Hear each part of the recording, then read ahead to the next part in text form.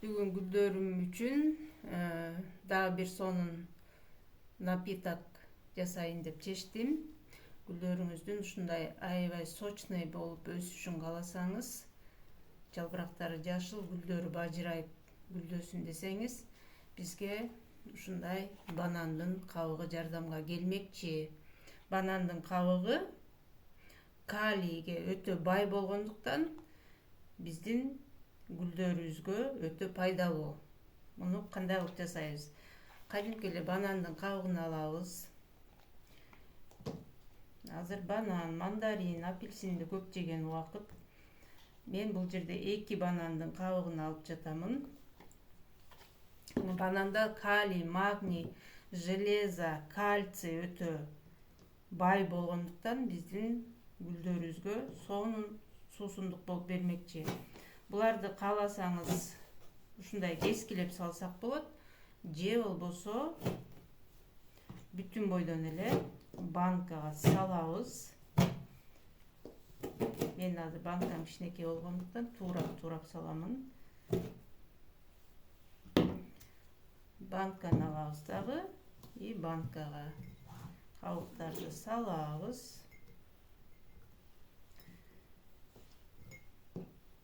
Көбүнчө гүлдөргө мен ушундай напитоктарды жасап беремин да. Химиялык удобренияларды көп колдоно бербейм. Ушундай кылып эле банан, апельсин, мандариндердин кабыктарын чылап коюп, анан жасап бере берем. Бул жерге дагы 2 мандарин кабыгын салдым. Үстүн болсо кайнак суу менен толтурабыз.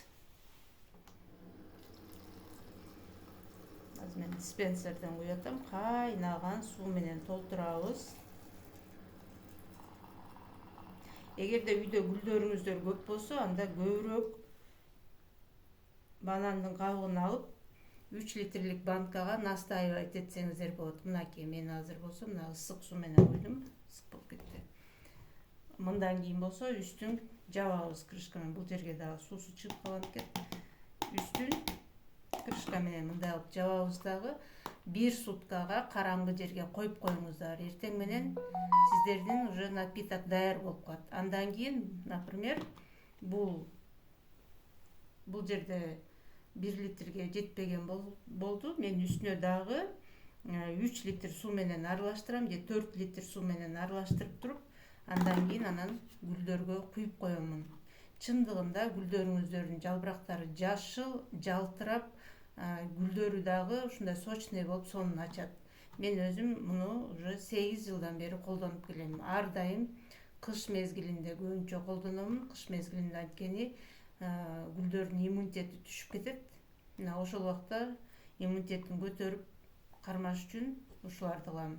Же болбосо ушу февраль айынан баштап гүлдөр ойгонуп баштаганда колдонсок сонун жардамын тийгизет. Сиздер дагы колдонуп көрүңүздөр. Бул видео сиздерге пайдалуу болгон болсо, сөзсүз түрдө баракчага катталып, лайк белгисин басып, комментарийге сиздер дагы кандай питанияларды бересиз, кайсы удобрениялар менен колдоносуз, тоже жаза кетсеңиздер болот.